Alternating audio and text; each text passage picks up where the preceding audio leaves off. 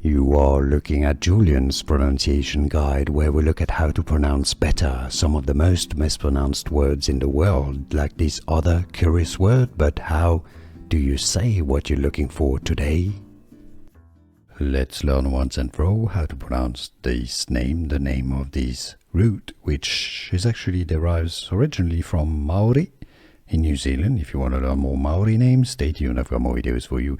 And I went through the Philippines Tagalog, pronounced locally in the Philippines, ube, ube. So yes, in English it's not pronounced exactly like this. Generally in English it's pronounced ube, alright, with a diphthong, which is not in Filipino. Ube, it's ube, not ube, ube. So some say it as ube. Well, that's not correct either. So it's ube, ube normally. Now if you say ube, that's the English pronunciation, which is fine too. How to pronounce ube.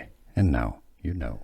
Here are more videos on how to pronounce more confusing words and names too many mispronounced. Like this video if you found it useful. I appreciate your support. I'll see you soon and thanks for watching.